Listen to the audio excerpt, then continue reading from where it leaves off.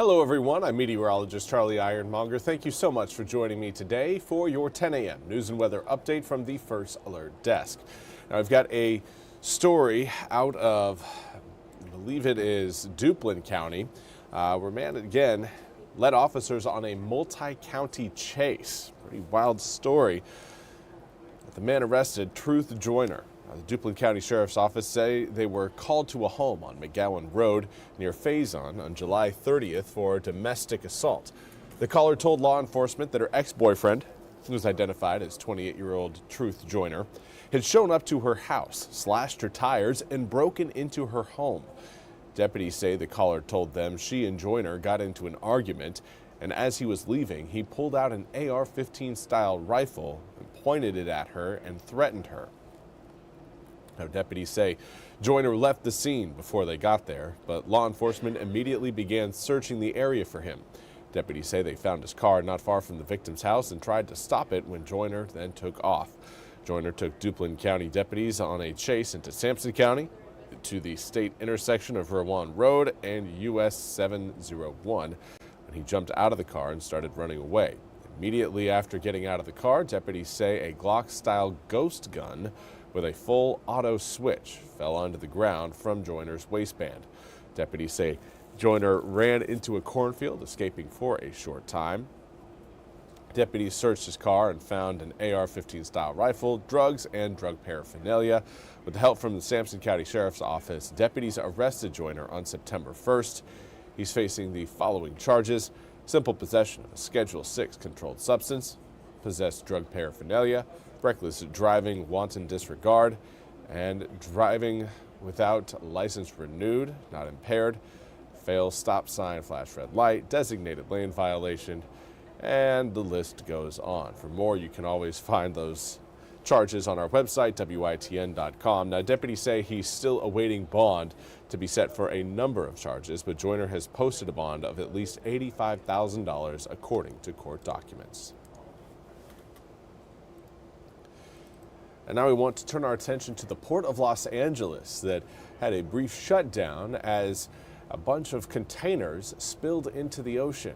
NBC's Steve Patterson has more.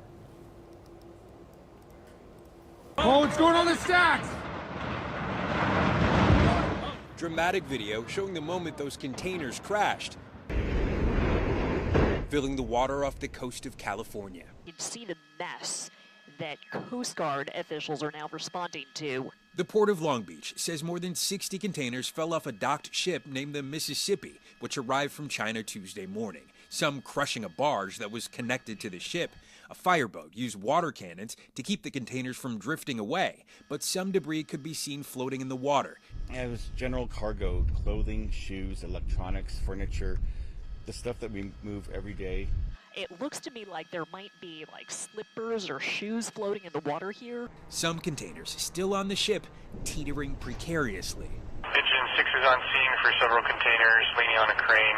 Experts saying the accident is unusual for a cargo ship at a port, not on the high seas. The Port of Long Beach is the second busiest port in the country, handling $300 billion of cargo each year. After the accident, the port saying in part, cargo operations have been temporarily suspended at Pier G as operations continued to ensure the safety of dock workers and other port personnel. No injuries were reported, and the incident is now under investigation. So far, it's unclear what caused the containers to tumble off the ship as cleanup gets underway. You have to gather them as quickly as possible, otherwise you end up with having to literally fish them off the bottom of the port, and that creates some problems. And again, that was Steve Patterson reporting. We now turn to your weather forecast, where today is going to be a cloudy day. Air temperatures will reflect that as well, only getting into the mid, possibly upper 70s coming up later on this afternoon.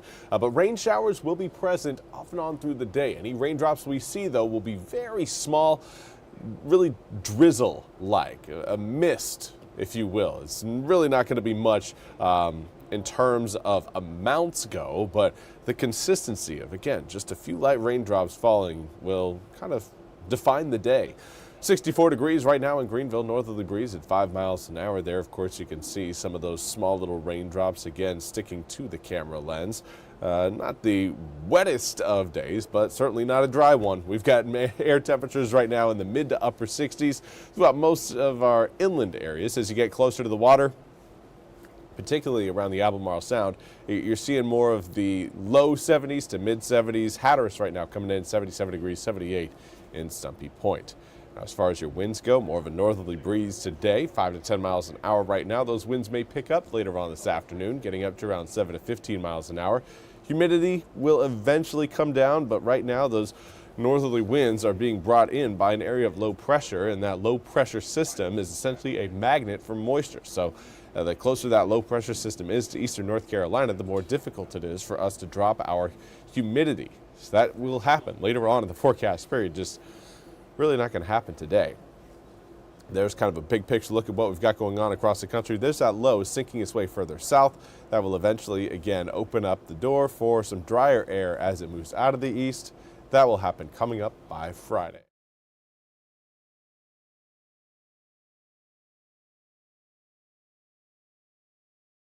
Excuse me there, needed to catch a little drink of water. Now, here's a look at your full 8-day forecast. 75 degrees coming up for today, 77 tomorrow. And then we're back in the low to mid 80s over the following 5-6 days. We've got Friday, Saturday, Sunday, Monday, Tuesday, Wednesday, all between around 81 to 85 degrees. Now, of course, your rain chances will fluctuate a bit, but really not looking at any sort of big opportunities for rain. Today is kind of the one we're most sure about, but even then, we're not going to be seeing much rain fall. It will fall through the day, but it's going to be very light. Overnight lows dipping down into the upper 50s Friday night, and Saturday night again will spell very comfortable conditions for the following day. So Saturday and Sunday, again, get ready for that cool, comfortable fall air. That's all we have time for today's 10 a.m. news and weather update from the First Alert Desk. I want to thank you all so much for joining me. We'll be back with more news and weather coming up at the top of the hour. Until then, I hope you all have a fantastic Wednesday.